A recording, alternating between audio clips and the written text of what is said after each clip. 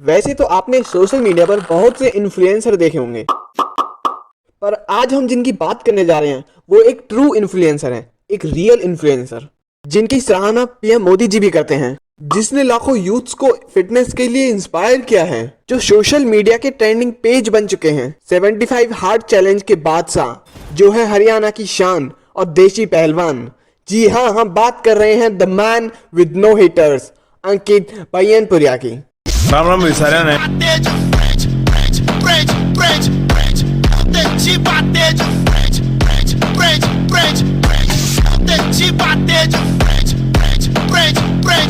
आज हम अंकित की लाइफ के बारे में जानेंगे। फेमस होने से पहले वो क्या थे और क्या करते थे। तो अंकित की लाइफ हम 10 पॉइंट्स में जानेंगे। फर्स्ट ये कि कहाँ के रहने वाले हैं। सेकंड, नेम के पीछे पय्यनपुरिया लगाने की वजह। थर्ड, बचपन कैसे बीता। फोर्थ, रेसलिंग ज्वाइन करने की वजह। Fifth, first competition and first medal. Sixth, क्या क्या इंजरीज हुई। सेवन्थ, क्या क्या जॉब्स की। फिर जानेंगे 75 हार्ड चैलेंज के बारे में, और फिर भगवत गीता और शिव पुराण पढ़ने की वजह, और फिर उसके बाद एंडिंग करेंगे। तो चलो जानते हैं अंकित कहाँ के रहने वाले हैं। अंकित सोनीपत हरियाणा के गांव बैयापुर में रहने वाले हैं। उनका जन्म 1998 में हुआ था, मतलब उनकी एज 25 ईयर्स है। नेम के पीछे बैयापुर लगाने की वजह, अंकित ने अपने नेम के पीछे बैयापुर लगाने का रीजन ये बताया कि जब गांव में टूर्नामेंट्स होते हैं तो सारे प्लेयर्स अपने नेम के पीछे अपने गांव का नेम लगाते हैं। ये उनके यहाँ पर एक ट्रेडिशनल है जो पहले से ही चला आ रहा है। चलिए अब जानते हैं उनका बचपन कैसे बीता। उनके फादर एक मजदूर हैं, मजदूरी करके अपना घर चलाते हैं। इससे पता चलता है उनकी आर्थिक स्थिति कितनी कमजोर थी। अंकित आज कितने भी अमीर हों, पर उनका बचपन गरीबी में ही गुजरा। उन्होंने यह खुद बताया कि उनके पास अपनी डाइट पूरी करने के लिए भी पैसे नहीं थे। रेसलिंग ज्वाइन करने की वजह, अंकित बचपन से ही स्टडीज में बहुत स्ट्रांग थे। अपनी क्लास के मॉनिटर भी थे, लेकिन फिजिकली वो बहुत वीक थे। उनके क्लासमेट्स उन्हें परेशान करते थे।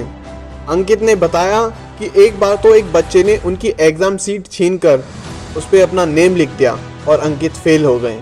उनके पापा को रेसलिंग पसंद थी और वो अपने बच्चे को स्ट्रॉन्ग बनाना चाहते थे, तो उन्होंने इसलिए अंकित को गांव के ही एक कृष्ण नाम के पहलवान के पास रेसलिंग ज्वाइन करा दी। अंकित की पहली रेसलिंग और उनका पहला मेडल। रेसलिंग की शुरुआत उन्होंने आज से 15 साल पहले की, अपनी बॉडी फिट करने के लिए। 4-5 साल इन्होंने अपने गांव में ही रेसलिंग की प्रैक्टिस की और दंगल लड़े, पर कोई प्रोफेशनल रेसलिंग नहीं की। फर्स्ट प्रोफेशनल रेसलिंग उन्होंने 2017 में की, अपनी यूनिवर्सिटी की तरफ से। इस कंपटीशन में उन्होंने सिल्वर मेडल अपने नाम किया। इंजरीज, रेसलिंग एक ऐसा स्पोर्ट है जिसमें कभी भी और कहीं भी इंजरी हो सकती है। 2018 में अंकित को पहली इंजरी हुई। वो हिमाचल में दंगल लड़ने गए थे, लेकिन उन्हें वहां स्लिप डिस्क हो गई। फिर उन्हें घर रेस्ट करना पड़ा, जिससे उनका वेट बढ़ गया और बॉडी अनफिट हो गई। 2020 में ट्रेनिंग करते समय उनकी नी में कार्टिलेज डैमेज हो गया। उन्होंने फिर रिकवर किया, लेकिन 2022 में गांव के ही एक दंगल में उनके सोल्जर का रोटेटर कफ टियर हो गया। इन इंजरीज से वो फिजिकली और मेंटली दोनों तरह से वीक हो गए, पर इनके पेरेंट्स ने इनको मोटिवेट किया और इन्हें आगे पुश किया, और ये फिर उठ खड़े हुए, एक्सरसाइज की और रिकवर करने लगे। मैं बता दूं कि आज भी इनके नी और शोल्डर का डैमेज पूरी तरह रिकवर नहीं हुआ है। चलो जानते हैं अंकित ने क्या क्या जॉब्स की। घर में पैसों की जरूरत थी, तो इन्होंने जॉब करना स्टार्ट कर दिया। अंकित ने अपने चाचा के साथ शादियों में फ्रूट स्टॉल जो होते हैं उनके नीचे बैठकर फ्रूट को काटने का काम किया।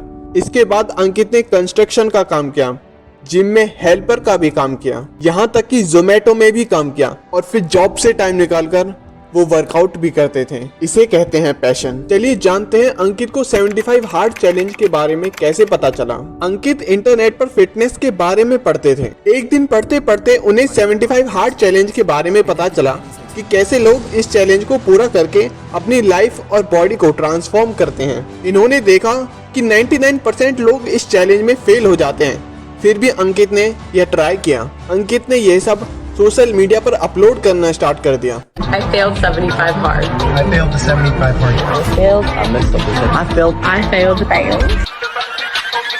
हमारा मिसारा ने 75 बार है करते हुए मेरी दूसरी रनिंग कर गमते तकरीबन 250 ये वर्कआउट के बारे नाम बना का बता ये रूटीन करके करीब भी हमारे हमने घर करी टायर हमारे सपाटे हमने को लगा नीज मार्ग में आज हमने पढ़ा देह आदि जो भी अपनी कही जाने वाली वस्तुएं हैं वह सब भगवान की प्रसन्नता के लिए उन्हीं को समर्पित करके अपने निर्वाह के लिए भी कुछ न बचा कर रखना आत्मसमर्पण कहलाता है। यारी आज की सेल्फी भगवत गीता और शिव पुराण पढ़ने की वजह। अंकित अपनी इंजरीज के कारण मेंटली डिस्टर्ब रहते हैं। उनका मानना है कि ग्रंथ पढ़ने से मेंटल पीस मिलती है और स्ट्रेस भी दूर होता है, तो इसलिए अंकित भगवत गीता और शिव पुराण पढ़ते हैं। अंकित ब्रह्मचार्य भी फॉलो करते हैं। अंकित मेहनत करते थे लेकिन उन्हें रिजल्ट्स नहीं मिलते थे, लेकिन वो फिर भी मेहनत करते थे।